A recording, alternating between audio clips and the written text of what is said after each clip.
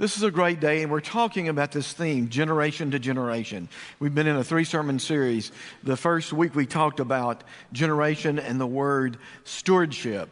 Stewardship being all that we do with all that we have, remembering that all that we have has been given to us. And then last week we talked about generation to generation, how the generations are interwoven together. We talked about the word courage. Today we're going to talk about sacrifice. And this theme, generation to generation, the fact that we are interwoven one with the other, dependent upon one another, I think is extremely important.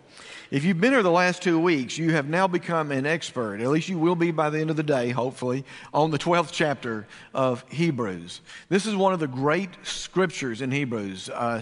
Since we are now surrounded by all of these saints, this great cloud of witnesses, because we've used this text every time. I'm going to set it up again for you by reminding you of what precedes the 12th chapter and the 11th chapter. The writer of Hebrews says, "By faith Abraham, when put to the test, offered up Isaac. By faith Moses was hidden by his parents. By faith Moses returned to Egypt. By faith the people passed through the Red Sea." And the writer to the Hebrews goes down one generation after the other, talking about the great commitments of sacrifice, love, and courage, faith that brought them to this place now. He makes the case that we are inheritors of the great acts of faith of the generations that came before us, the sacrifices made for us. And then he finishes this famous passage with these first 3 verses of Hebrews that are so famous. "Therefore, since we are surrounded by so great a cloud of witnesses, let us also lay aside every weight and the sin that clings so closely, and let us run with perseverance the race that is set before us, looking to Jesus, the pioneer and perfecter of our faith, who for the sake of the joy that was set before him endured the cross, disregarding its shame, and has taken his seat at the right hand of the throne of God." This is the word of the Lord. Thanks be to God. My father-in-law went to war at the age of 19. He joined the Army, became a part of the legendary 36th Division. You know the story of the 36th Division, the history. They landed not under fire, a non-combat landing in North Africa. But then they sailed to Italy, and they landed at Salerno under fire. Moved up through Italy, fought for the Rapido River, nearly wiped out. Cassino, moved out, landed again at Anzio. The first combat troops, American combat troops, to set foot on the continent of Europe during World War II. They were called the Hard Luck Division because they drew all the tough battles. It's a remarkable history, the 36-month history of the 36th Division during World War II. My father-in-law, like all those old World War II vets, never talked about the war until the last years. He died 2 or 3 years ago. He was well up into his 80s before he started talking about the war. And I'll take some credit. We would be out in what he called his cook shed. We would be cooking together. And I started asking him questions. I kind of seduced him, I'll admit that. I started asking him little questions here and there about the war. And he started telling me, first of all, the funny stories. There are some hilarious stories. And then as we went along, I got more and more details and some tragic stories along with them. But there's one thing that Bill told me that I will never forget. He said, "Don, we were all young. I was 19 years old. When we joined the Army, we all thought that we would run over to Europe. We'd spend 6 months over there. We'd whip the Germans, and we'd be right back home. After we had been there 6 months, not a single one of us thought that we would come home alive. And a huge portion of them did not." Why do we call them the greatest generation? It's real simple, isn't it? Because it was a generation that was literally willing to sacrifice itself for the next generation. You and I are sitting here in these places today because of that greatest generation that was willing to give everything for the ones who would follow. And so we look at this text in Hebrews maybe in a new and more relevant light. We see that what it is that the writer to the Hebrews is trying to tell us. He reminds us of all of these generations that have sacrificed, the courage and faithfulness of those who went before. And he says, and so we stand here in this place right now because of the commitments and the sacrifices and the gifts of those who went before us. It is a cliche, but you and I know that it is so true. We always stand on the shoulders of those who went before us. And so he said, as we stop and think about the courage and the commitment and the sacrifice of all these other generations, we remember this great cloud of witnesses, and now we are reminded of the race that is set before us. May we run it with perseverance and with courage and with sacrifice. So that's what it's all about. This 3-sermon series kind of comes together when we stop and remember the way in which we are interwoven generation to generation, what it is we owe to those who went before us, and also this morning, what it is we owe to those who will come after us. And what a history. What a remarkable history we have in this church, Christ United Methodist Church. Next spring, we're going to celebrate the 40th anniversary of this church, 1973. Plano had maybe 50 or 60,000 at the time, I guess. 5 families gathered together in a home in West Plano. There weren't very many homes on this side of Central Expressway at that time. That was the dividing line, Central Expressway. They said, we need a church on this side of the expressway for the next generation. And with such courage and sacrifice, they began to build. When I came here in 1983, the church was 10 years old. It sat on a little piece of land on a street called Glencliff. Many of you are old enough you were over there. 4.7, maybe 4.8 acres. We just built a new sanctuary, and the church started to grow. And it wasn't long before people started talking about the possibility of relocating the church.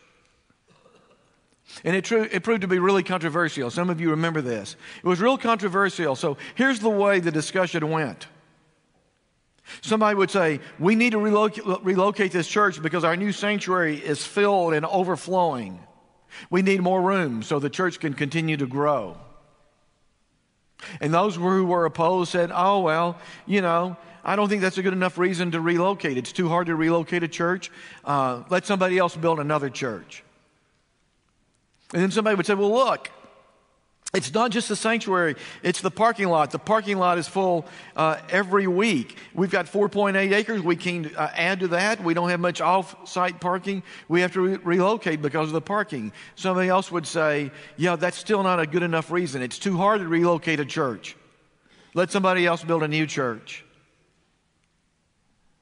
Somebody would say, well, what about our hopes that we might have a gymnasium someday, recreational ministry? What about our Sunday school classes? They're too full as well. Somebody else would say, it's too hard to do it. Somebody else could build a new church. Somebody said, what about the roof? The roof is leaking. It has been leaking in the 10 years we've been here, and we suspect the roof will always leak. That argument almost won the day, I'll tell you. And then somebody said, what about the next generation? Isn't it our responsibility to make sure that we leave the church stronger than we found it? Isn't it important for us that we leave a strong church for the next generation? And we took the vote, and the hands went up. Everybody understood. And for those of you who've only been here since April the 20th, 1997, when we had our first service in this location, those of you that don't go over there, that's how we got here.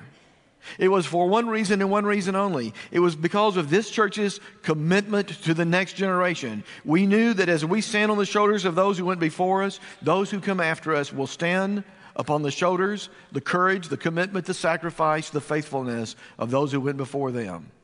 It's been our mantra. Everything we do, what about the next generation? And so here we stand at an important moment in the life of our church. It really is an important juncture. And we have to ask ourselves, what is at stake in this moment? Well, let me just say to you that the secular headwinds are against us. You know that. You know that. The church in most places in America is not thriving. I don't care whether you're talking about the Baptist church, the Methodist church, or whether you're talking about an independent Bible church of some kind. We've been talking about this for a number of years. There are people who said, Don, I'm not sure you're right about these statistics, but you saw this article the other day. It came out in the Dallas Morning News, the New York Times, the Wall Street Journal. This one I'm reading from, I think, is the Dallas Morning News. It was on the front page of the Dallas Morning News with this title, Nuns Gaining Ground.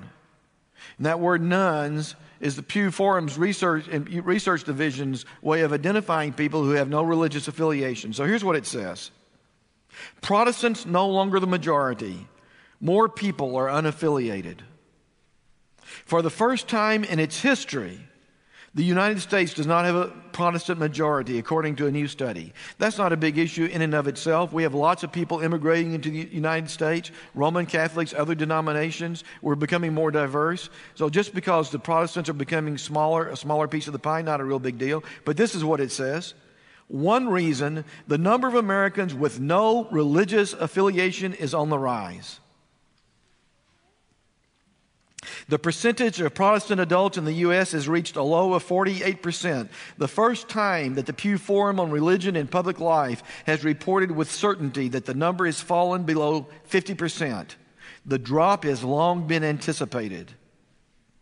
Among the reasons for the change are the growth in non-denominational Christians who can no longer be categorized as Protestant, but also a spike in the number of American adults who say they have no religion. The Pew study, released early Tuesday, found that about 20% of Americans say they have no religious affiliation, an increase of 5%, from 15% to 20% in only 5 years, the last 5 years. And then the study goes on to say that a lot of those who have no religious affiliation still claim that they believe in God. Some even pray to God, which is a good thing. But then they say this, still, Pew found overall that most of the unaffiliated aren't actively seeking another religious home, indicating that their ties with organized religion are permanently broken. I don't know about you, but I refuse to accept that. I refuse to accept that because I know the importance of those who follow Jesus in the life of this community and in the world overall. And I know that as long as there is a Christ church, it will not happen. Those ties may be severed, but they're not permanently broken as long as there is a Christ church. As long as there is a commitment to the children's ministry. You're going to see our children up here in just a minute. As long as there are those who are willing to teach our youth, teach our children, as long as there are those who are willing to proclaim the good news of Jesus, as long as there are those who are willing to sacrifice for the kingdom of God, those ties are not broken.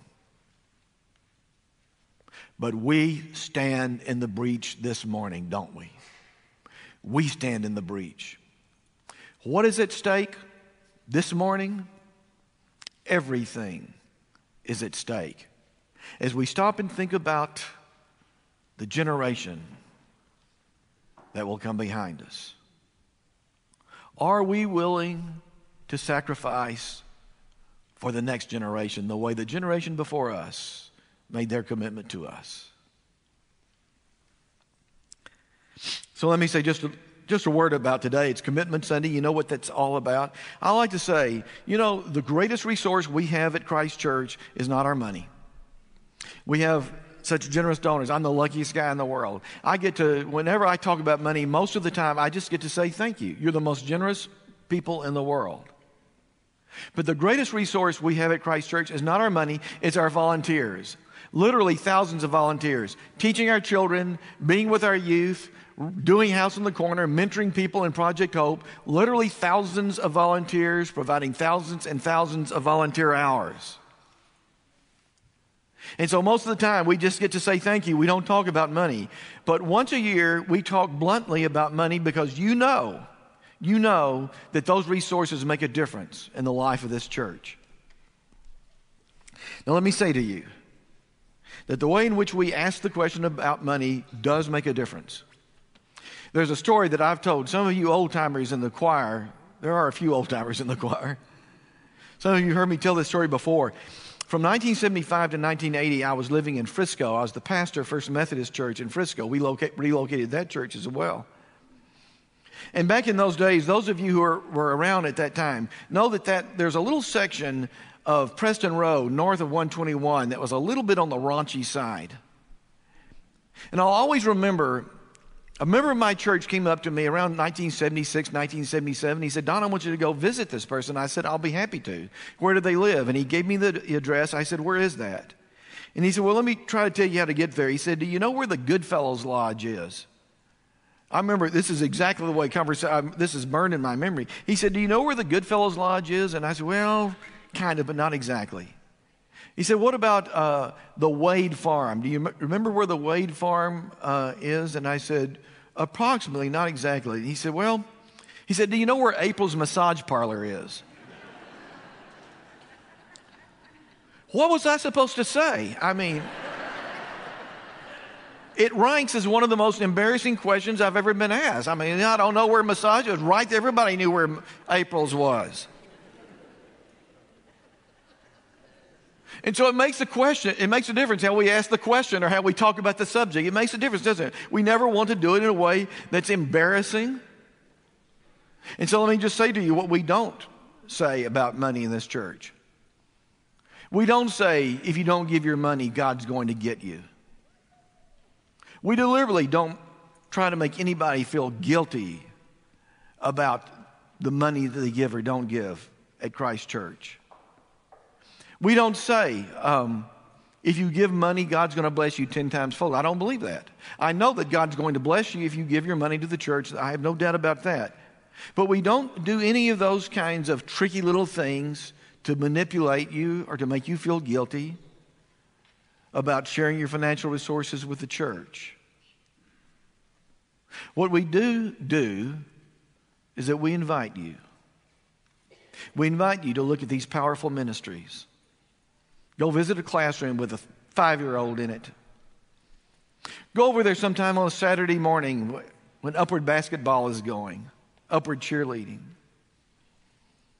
I've said the last 2 weeks, go over to the Douglas community and look at the 9 houses on the corner, the way that community has been transformed. Talk to one of our young people. You'll see pictures in a moment. Talk to one of our young people who's been on an Napa mission trip, has sat on a roof hammering a shingle, and ask them how it was that Jesus changed their lives on that trip.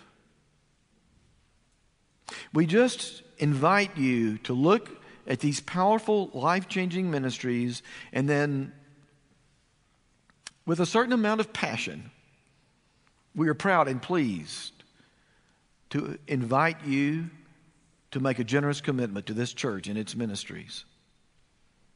We ask each person to make a commitment because we know that making a commitment will help you grow spiritually.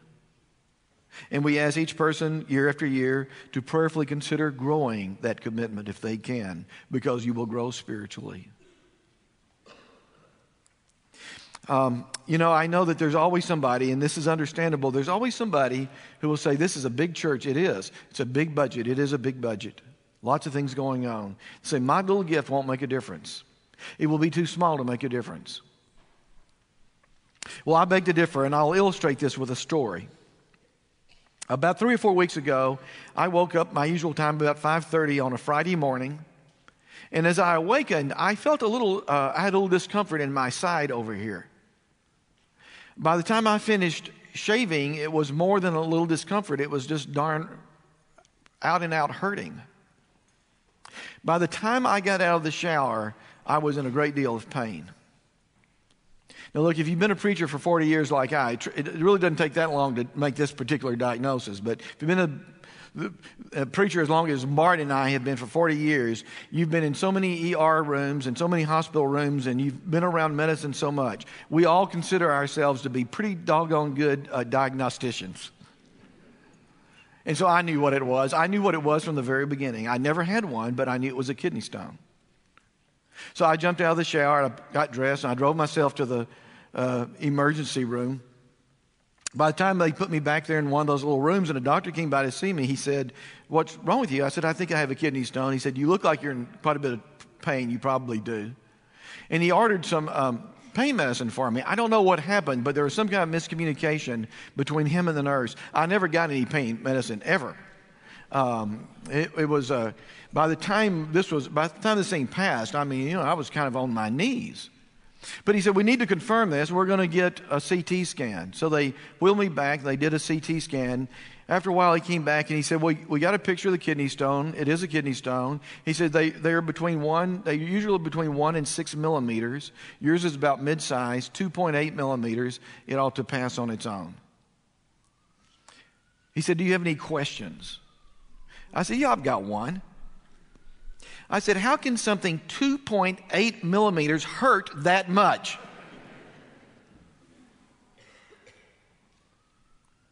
Don't tell me that something can be so small that it won't make any difference. It doesn't make any difference what size it is. It makes a difference. So I'll just tell you this. If you decide not to make a commitment, it will be painful. But that's not the best way to look at it. Here's the way I want you to look at it. If you decide to make a commitment, however large or small it might be, there will be one more mentor in Project Hope, one more child in Upward Basketball, one more teacher for the 5-year-olds, one more nail pounded into the house on the corner. Every gift counts. Every prayer counts. Every hour counts. So that's what is at stake. Here we find ourselves in what may be the most exciting moment in my ministry. A time when there are people who say that the church is dying. It's just a matter of time. And you and I get to stand in the breach. You and I get to lead. You and I get to live out that legacy of faithfulness and courage and sacrifice that was handed on to us. I don't know about you, but I thrill to hear these words. Now, surrounded by this great cloud of witnesses, let us too run with perseverance the race that is set before us, knowing that the next generation is counting on us. Thanks be to God. Amen.